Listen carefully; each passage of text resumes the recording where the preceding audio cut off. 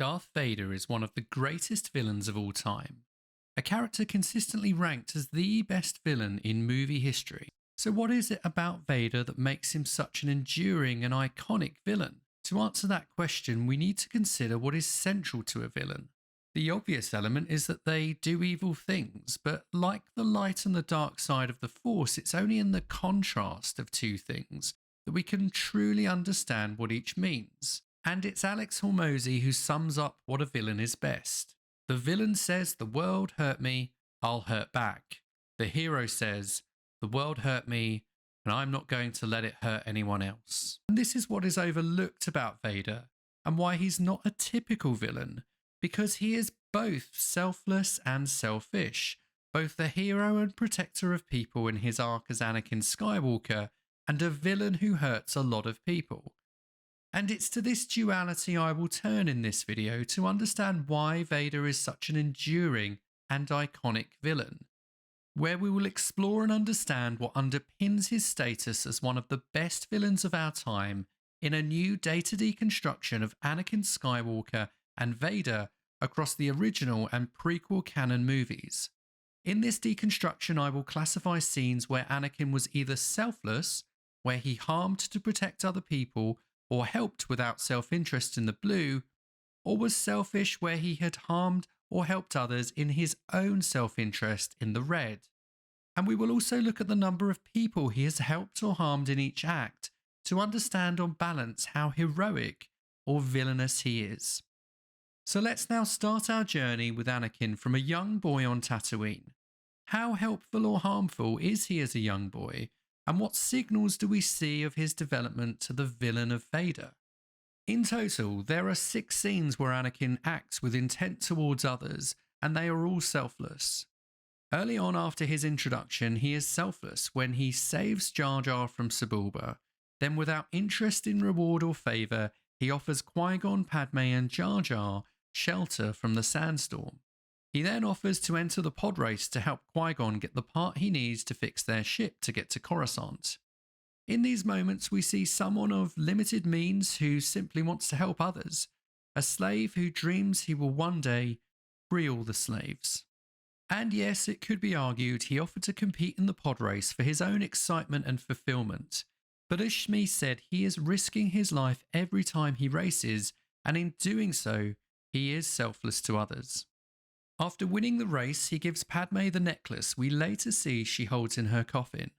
This is selfless on the one hand, though could be also considered selfish, as he forms his attachment to her after leaving his mother.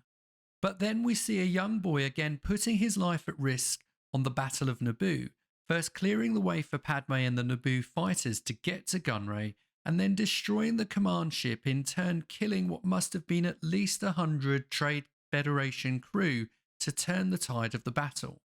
So overall, we see in Anakin a selfless young boy that, despite being a slave with little resources and the pain of his own life as a slave, he looks to help others, which is the very definition of a hero. But a hero who shows signals of fear in leaving his mother and who looks for attachment in Padme. When we get to Attack of the Clones, Anakin is an adolescent who has developed his skills and connection to the Force, and in doing so continues to help others with heroic acts, such as when he saves Padme from the poisonous worms and tries to disable Zen's ship to find the truth of who attempted her assassination. Then after a vision and a dream, he travels to save his mother, Shmi. But it's at her death we see the first villainous act from Anakin. When his fear of losing her is realised, he acts in selfishness, hatred and slaughters the Tuskens, and as he said, not just the men, but the women and the children too. This was an act of pure vengeance and selfishness that is the essence of a villain, one who hurts others because they are hurt. But it also poses a question. What would you do if a group of people murdered a member of your family, and you had the power to enact vengeance without any consequence to your liberty or safety? Are you sure you would turn the other cheek and take the Tuskens to the authorities to stand trial? I expect you're not sure about your answer, and I'm also unsure. Well, in fact, if I'm honest, I would probably have done the same thing that Anakin did. So does that make me and you a villain? Let's return to that question later in the video. In the meantime, Anakin does recover from this moment to help others by fighting the Geonosians, killing the Nexu to save Padme, and suggesting to shoot the fuel cells in Dooku's ship to end their pursuit of him. But when Padme falls from their ship, he acts in selfishness to help her. He demands they put the ship down to save her before Obi-Wan convinces him to stop acting so selfishly to complete the mission. It's in this moment we again see selfishness born of fear. The fear of losing now the only person except Obi-Wan he has any attachment or connection to. And at the conclusion of the movie, he does somewhat redeem himself by saving Obi-Wan, and has his arm cut off by Dooku for doing this. And let's not forget, he saved his master despite him stopping him from saving Padme, who for all he knew was dead in the desert. So this has to be the very definition of a selfless and heroic act. So in Attack of the Clones, we see the first sign of selfish and villainous acts with Anakin. Selfishness fueled by fear, and in his slaughter of the Tuscans by anger and hatred. And when we get to Revenge of the Sith, we see an inversion of selfishness over selflessness, a character more villain than hero, who harms and helps others in his own interest rather than the interest of others. This villainous streak starts early for Anakin, where he executes Count Dooku. He knows this was not the Jedi way, though as Palpatine explained to him, he wanted revenge just as he did with the Tuscans. But then he saves Obi-Wan without any consideration for his own well-being, carrying him on his own back despite this slowing down his own escape and risking his safety. This flipping between selfishness and selflessness continues as he agrees to be Palpatine's representative on the Jedi Council, meeting his ambition to become a master. Yet despite Mace Windu telling him he would not get the rank of master, he tells Windu about his discovery that Palpatine is a Sith. This is all the more selfless and heroic because in doing this he is putting the only person on trial he thinks can save Padme from certain death. But then he flips back again, maiming Mace, and in doing so committing himself to the dark side and his transformation to Darth Vader. From this point, Anakin is evil incarnate, with his first act the storming of the Jedi Temple and the killing of 33 Jedi. This is a number I've sourced from the great research from the Stupendous Wave, and there is a link to this video in the description. And it's in this act we see pure selfishness and evil from Anakin, not only killing the Jedi, some who trained him from a young boy, but in mercilessly slaughtering the younglings. He had a taste of doing this when murdering the Tuscan children, and now had no compunction in repeating this act with his own people. Put simply, it is evil, it is unforgivable, and shows Anakin's turn to the dark side, one of selfishness and the will to do anything it took to further his own agenda.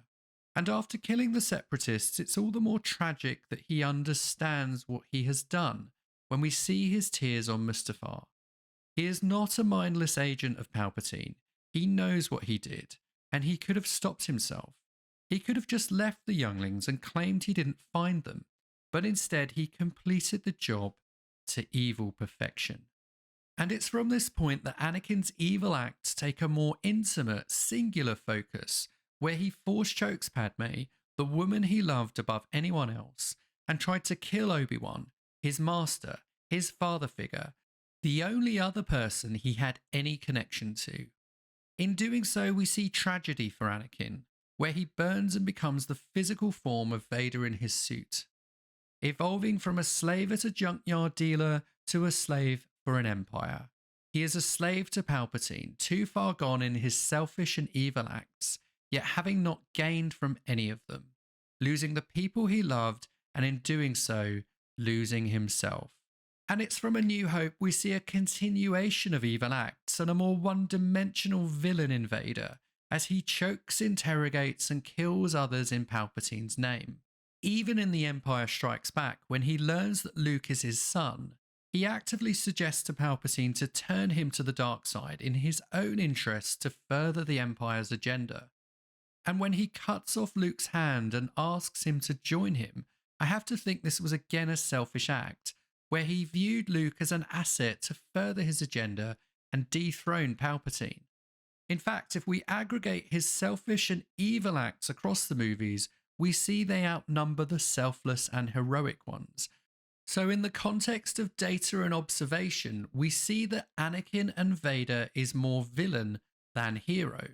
But a reason why Anakin and Vader has endured as one of the best villains of all time is in his end.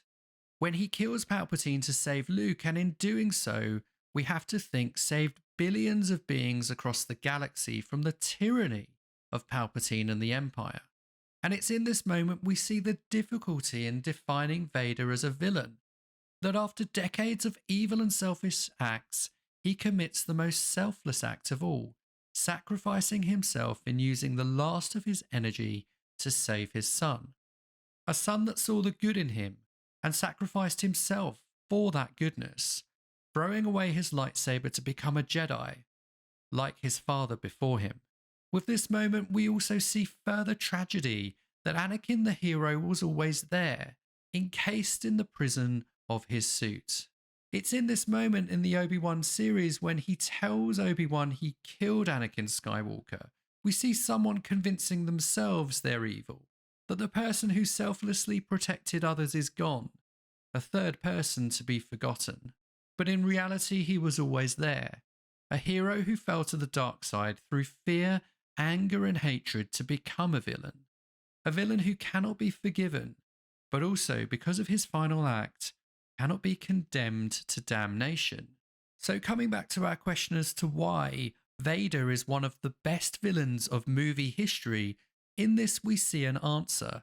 Someone who is both the pure embodiment of evil and someone who, despite their villainous acts, can be selfless and heroic. Someone who murders children with little regret, who harms his own wife amidst his anger and hatred, who tries to kill his mentor and father figure, yet someone who also puts himself in harm's way in the interests of others, and despite decades of evil acts, finds the goodness in himself to save his son. And that, my dear viewers, is the real reason why Vader is one of the greatest villains of all time. If you would like to learn more about Star Wars from the lens of data and observation, please check out my other videos by subscribing to the channel.